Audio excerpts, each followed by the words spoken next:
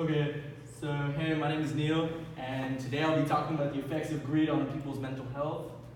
And so, since the dawn of time, and since the beginnings of human civilization, people have always wanted to go beyond their parents, their ancestors, their loved ones. People have always wanted to do better in society and do good for society.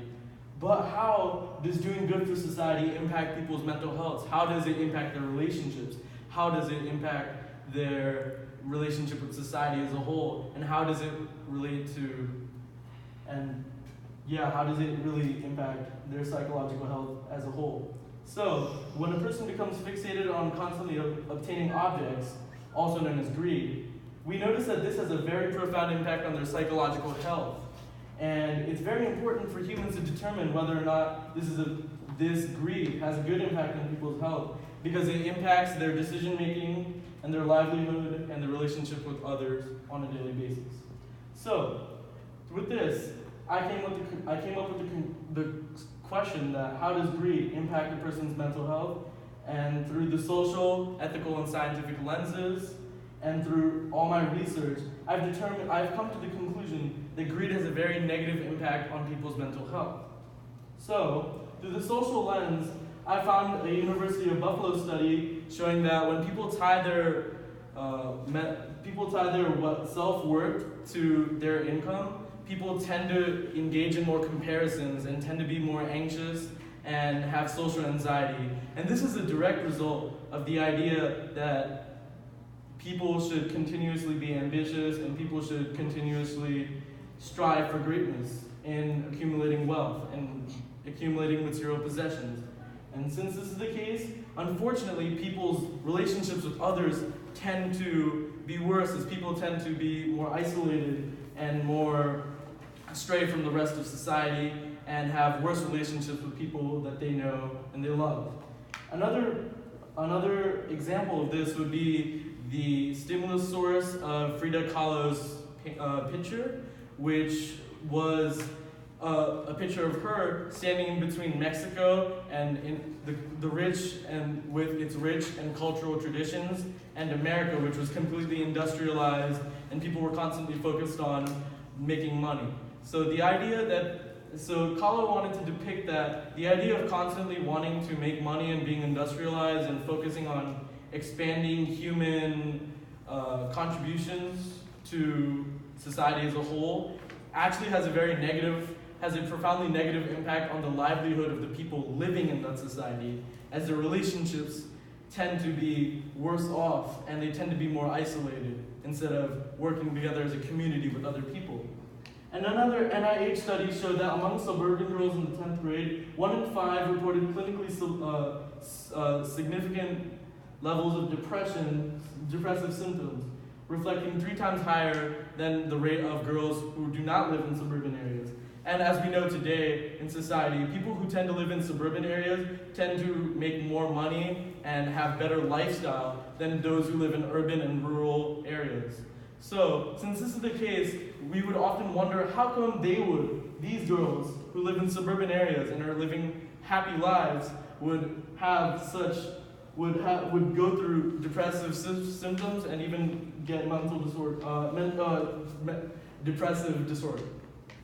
Well, this is the case simply because people constantly want more, and this greed leads to the worsening of social relationships between people and the people that they love. And since this is the case, we can look through the social lens and see that greed has a very negative impact on people's mental health, as it's constantly diminishing because their social relationships with the people that they love and care about is diminishing.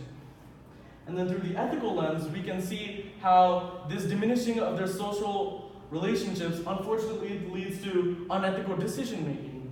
As Psychology Today noted that on the ethical level, the worst thing about these people's pursuits is that they unfortunately have considerable damage to other people's lives.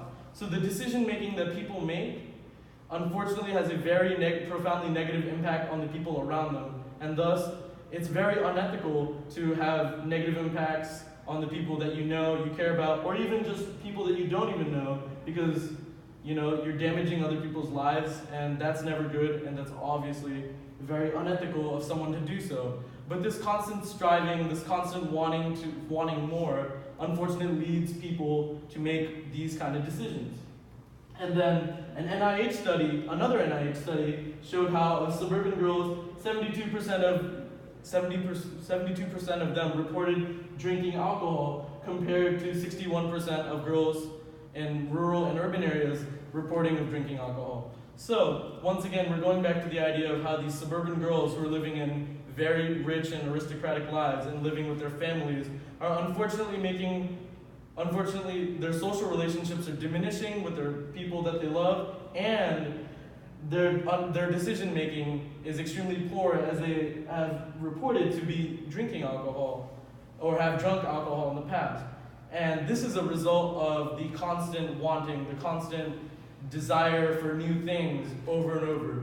And this, unfortunately, leads to unethical decision making and the diminishing of social relationships, thus showing greed having a very profoundly negative impact on people's mental health.